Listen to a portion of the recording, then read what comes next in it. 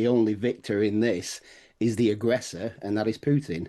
He's achieved what he wanted, and thankfully we can breathe a sigh of relief that President Trump didn't sell Ukraine down the river. As President Trump and President Putin head home from talks in Alaska, European leaders will be looking to hear more on the sticking points that Trump alluded to in the press conference after negotiations concluded. We had an extremely productive meeting and many points were agreed to. There are just a very few that are left. Some are not that significant. One is probably the most significant. But we have a very good chance of getting there. We didn't get there, but we have a very good chance of getting there. Well, Carla Sands is a former US ambassador to Denmark during Trump's first administration. She defended the progress between Trump and Putin. Deals are always harder than you think they're going to be. They always take longer than you think they're going to take. And sometimes deals fall apart, and generally they get put back together. When you've been in business as long as President Trump has, and you've dealt in the markets that he's dealt in, very tough, you understand that, and he is going to get a deal done. It's not pretty. There's going to have to be compromises on both sides. It's going to take time, but he will get to a deal. It's just a matter of how long and how much people give up. And as we've been hearing just in the news a moment ago, the White House says Donald Trump is currently on the phone with NATO leaders after a lengthy call with Volodymyr Zelensky. Any more info we get on that, we will of course bring to you. Let's speak now to Pekka Haavisto, former Defence Minister for Finland. Pekka, good morning. Good morning. It's very good to speak to you. President Putin of Russia said it's now on the Europeans not to torpedo the progress of the Alaska summit. Can you identify what progress he's referring to? Well, it's very difficult to say because we haven't heard any details. And of course, in a peace process, usually the devil is in the details. But what we know is that the final agreement on the ceasefire was not reached. Of course, that was something that we optimistically hoped that if there are some results from Alaska, it could be the ceasefire. But at the same time, of course, we followed with concern that Ukrainians and Europeans are not at the table. So any relevant peace process would, of course, need at least Ukraine at the table. Do you think in some ways this is the best outcome of this meeting? Although Trump, I think, sounded and looked a bit downbeat and dejected, that Ukraine hasn't been negotiated away, if you like, that it hasn't been given away to Russia, certainly at the time of speaking. Who knows what points they made progress on, which is a claim Trump has sort of repeated during these press comments. Well, in one way, of course, nothing has been lost, so to say, and it would be interesting to then follow what kind of telephone round President Trump now has with the European leaders and with Ukraine. Certainly more details will appear. And of course, still the US has the main tools unused to pressure Russia with tariffs or sanctions and so forth. The US has many tools in this game still which are not in use. Trump said in an interview after the summit, now it's really up to President Zelensky to get it done. Is he right? Is it on Volodymyr Zelensky now to meet with Russian leader Vladimir Putin to get a ceasefire deal done? Well, of course, usually you don't start peace processes with the heads of the states. You start with the diplomats and negotiators and prepare the ground for the meeting of the superiors and so forth. But this is a little bit other kind of peace process. Of course, many things are pending on also President Zelensky, but I think it's clear that there are some red lines that he cannot go over related to the independence and sovereignty of his country and so forth. And you have to keep in mind that how this whole war started. It's a Russian aggression against Ukraine. So it's Russia who has violated the international law and norms. It's difficult to work out where we go from here, I think, Pekka, in terms of what European solidarity should look like from here and what the coalition of the willing, as it were, should do as well. What action realistically can now be taken by European leaders? What is the appropriate response to the slight anticlimax of the Alaska summit? Well, of course, we have to learn about all the details, but what Europe can do is first prepare on the coalition of the willing in the days to come. Certainly, Ukraine will need more military training, more military equipment, more military support, and so forth. And then, of course, if one day the ceasefire will appear, the monitoring of the ceasefire is also important. That can be done by organizations like OSCE or other organizations. So I think there are different components that you can prepare for. But of course, you have to also prepare for the worst case scenario, that the war just continues and then you have to be ready to support Ukraine also militarily in the future. Can I ask for your expert insight, Pekka, on the overall atmosphere around this summit? And by that I mean the welcome that the Russian president had. He was treated as something of an equal. The red carpet was literally rolled out for him. He was laughing and smiling with President Trump. He was shaking hands. He took a ride in the Beast, the US president's car, that armoured vehicle. Was that appropriate? Well, of course, I think we looked at it from the angle that President Putin is also asked by ICC to be responsible of the war crimes that has happened. And of course, that has to be kept in mind. I understand the diplomacy also has some rules when you invite somebody to your country. But of course, and at least from the European perspective, we look at it also as an issue of what has happened in Ukraine and all war crimes that are there. Mm. It sounds like maybe this shouldn't have been the level of welcome that was extended to Putin. Well, of course, in these kind of meetings, the key issue is what are then the results of the meeting. And many things, of course, can be done if the ceasefire can be achieved. And I think the loss of innocent lives and loss of civilians in Ukrainian cities and so forth is something that is tragic and happening every day now there. Given there is no ceasefire and no, at this time of speaking anyway, no tangible progress towards a ceasefire, has President Trump made a mistake in hosting this summit?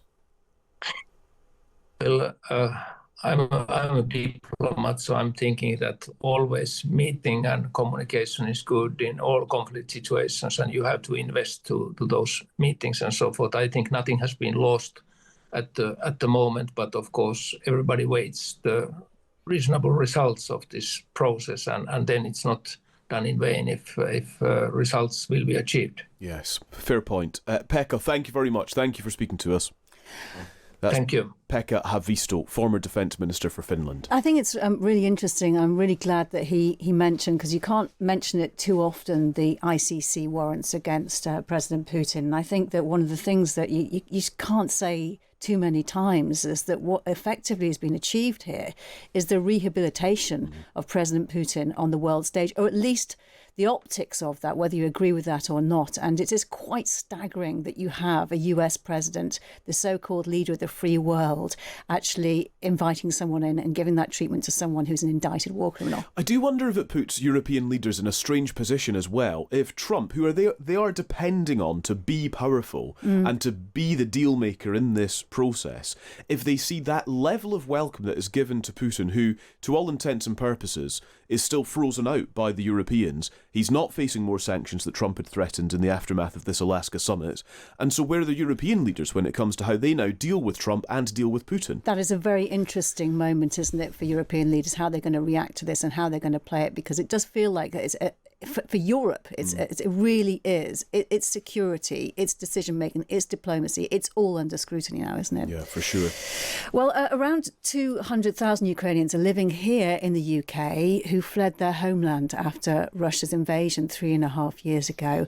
And we can talk to one of them now for his reaction to the Alaska talks, and that's Petro Rewko, and chair of the Association of Ukrainians in Great Britain. Petro, really good to speak to you. Thank you very much for your time. Can I just get your first reactions this morning? Well, I think after the massive build-up, it's a bit of a damp squid. I think the only victor in this is the aggressor, and that is Putin.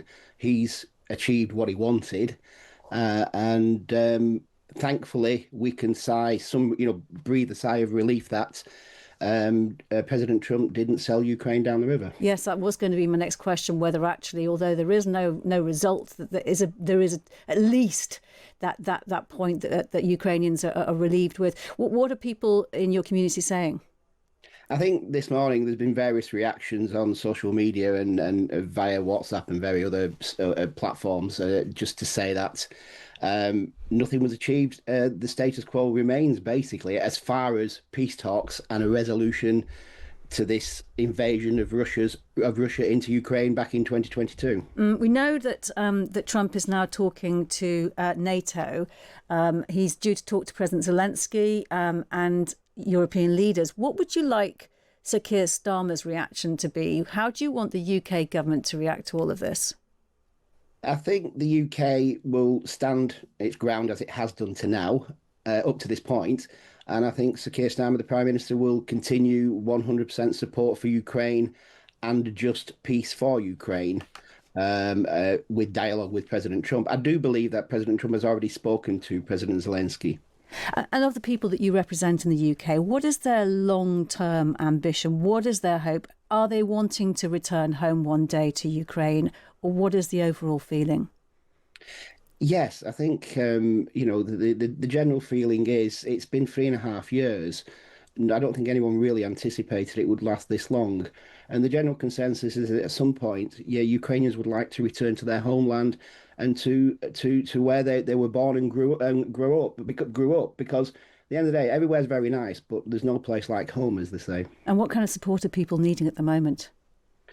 Well, we're continuing to support the many 300,000 refugees that have come to the UK. Currently, we're obviously dealing heavily with the visa extension scheme, the UPE, because obviously the original visa is coming to an end, and many Ukrainians need to extend that for the further 18 months that the UK has allowed.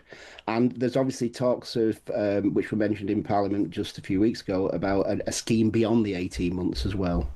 And you welcome that, obviously. We certainly do welcome that, and we continue to work with the Home Office and other government departments as well. And do you get a sense of the longer, you say 3.5 years, obviously we know that patently well. Do you get a sense that the longer this lasts, the more people are actually settling elsewhere for the long term, and that the dispersion of of Ukraine and its people is going to be permanent? I think we have to understand that a number of refugees will remain in the UK, and will hopefully make the UK their home. But I think there'll be no final decision from anybody until Ukraine has peace and security, and then people will decide for themselves whether they wish to return or not. What are you expecting President Zelensky to do next? What are his options? President Zelensky will remain diplomatic as he has to this point. He's never criticised President Trump or the fact that these talks were to be held with the aggressor Putin, and he will continue that diplomatic line and thanking America for their continued support. And how do you react to the kind of attitude, the kind of words that Putin used, the kind of way he turned up there when you saw that? It seemed very strange, and I think it was definitely quite sickening to watch how it was like two school friends realigning themselves after many years of not seeing each other. It was so cordial and so friendly. It was quite nauseous to actually watch. And have you got family and friends based in Ukraine still? Yes, I do. We still have family. My wife and I still have family, and we still have many friends in Ukraine. We do keep in touch, and we just pray that this war will end. It will end eventually. How is still the big unanswered question. But I do believe that the battle for a just peace and Ukraine's security will continue beyond that. And how do you keep going? We just have to. I don't think there's anything else you can say. We just get up every morning and we just continue with our work, and as we have done since that fatal morning of 24th of February 2022. And where it's left, there is no deal stated by President Trump. There is at the moment no as far as we know, second meeting involving President Zelensky, who repeatedly doesn't get a say in the future of your country in these talks. Where do you see the next development being? What are you most keenly looking for? Where do you get your hope? Well, I think Ukraine has to be involved in any further meetings. President Zelensky needs to be involved. I was a bit taken aback when they finished the press conference and Vladimir Putin offered Donald Trump to come to Moscow. I think that would be not the best thing for President Trump to do. I do not believe that the American president or any world leaders should even venture to Moscow at this time. Petro Rewko, it's been great speaking to you. Thank you for giving the thoughts of people here in the UK this morning. Thank you.